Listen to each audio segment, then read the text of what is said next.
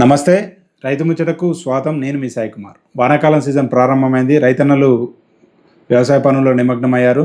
అయితే రైతన్నలు ఈ సీజన్లో ప్రారంభంలో ప్రధానంగా ఎదుర్కొనే సమస్య నకిలీ విత్తనాల సమస్య. ఈ నకిలీ విత్తనాల సమస్య ద్వారా ప్రతి ఏడాది వేలాది మంది రైతులు నష్టపోతున్నారు, అదేవిధంగా మోసపోతున్నారు. ఈ నకిలీ విత్తనాలను తీసుకొని లక్షల రూపాయలు నష్టపోయిన పరిస్థితులు మనం చూస్తూనే ఉన్నాం. అయితే ఈ నకిలీ విత్తనాల బారిన పడకుండా రైతన్నలు ఎలాంటి జాగ్రత్తలు తీసుకోవాలి, ఒకవేళ నకిలీ విత్తనాల బారిన పడితే వారు ఎవరికి ఫిర్యాదు చేయాలి, వారి వద్ద ఎలాంటి ఆధారాలు ఉండాలి అనే విషయాలను మనం ఇప్పుడు ఈ వీడియోలో తెలుసుకుందాం. నకిలీ విత్తనాల బారిన పడకుండా రైతులు ముఖ్యంగా 6 సూత్రాలను అయితే పాటించాల్సి ఉంటుంది. అందులో మొదటిది ఈ విత్తనాల సేకరణ. ఈ విత్తనాల సేకరణ రైతులు ఎక్కడ పడితే అక్కడ తీసుకోకుండా రైతులు కొనుగోలు చేయాల్సిన విత్తనాలని ప్రతి ప్రభుత్వం గుర్తింపు పొందిన డీలర్ వద్దనే మీరు విత్తనాలను అయితే సేకరించాలి. అయితే ఈ గ్రామాలకు వచ్చే దళారుల వద్ద కానీ, రోడ్ల వెంట వ్యాపారుల వద్ద కానీ ఈ విత్తనాలను అయితే మీరు కొనుగోలు చేయొద్దు. కంపల్సరీగా మీరు ప్రభుత్వ గుర్తింపు పొందిన లైసెన్స్ డీలర్ వద్దనే ఈ విత్తనాలను అయితే సేకరించాల్సిన పరిస్థితి అయితే ఉంటుంది.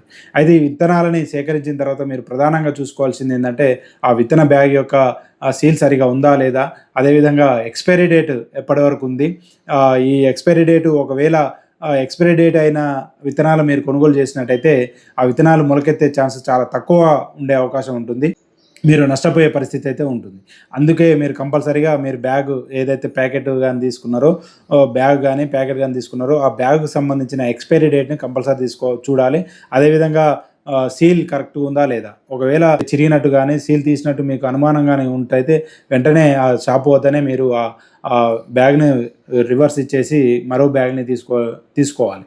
అదేవిధంగా మీరు డీలర్ వద్ద తీసుకున్న బ్యాగులకు సంబంధించిన వివరాలకు సంబంధించిన రసీదుని మీరు పొందాల్సిన అవసరం అయితే ఉంటుంది.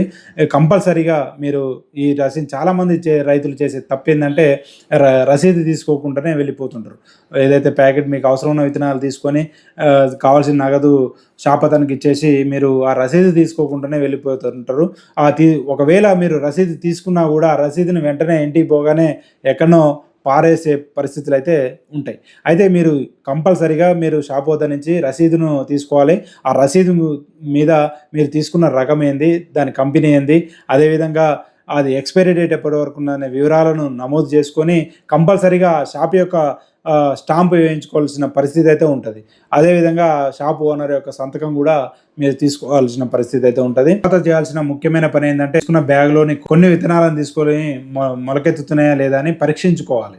కంపల్సరీగా మీరు మొదటనే ఒకవేళ అవి మొలకెత్తకుంటే వాటి బ్యాగ్ని వాపస్ ఇచ్చే పరిస్థితి అయితే ఉంటుంది. వెంటనే దాన్ని మీరు పరీక్షించుకోవాలి.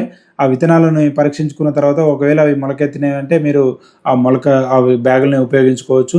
విత్తనాలు మొలకెత్తినాయి, మొక్కలు కూడా పెరిగినాయి, ఆ తర్వాత కాయ పూత రాలేదు, అప్పుడు కూడా నష్టపోయే పరిస్థితి ఉంటుంది.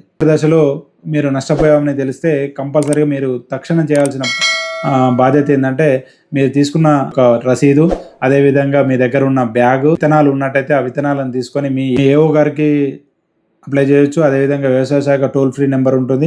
నష్టపోయామని తెలిసిన వెంటనే వీరిద్దరికీ మీరు ఫిర్యాదు చేసినట్లయితే మీకు నష్టపరిహారం ఇప్పించే పరిస్థితి ఉంటుంది. విత్తనాలు కొనుగోలు చేసినప్పుడు మీరు ఇవి పద్ధతులు అయితే పాటించాలి. ఈ పద్ధతులు పాటిస్తే మీకు నాణ్యమైన విత్తనాలు తీసుకునే అవకాశం అయితే ఉంటుంది.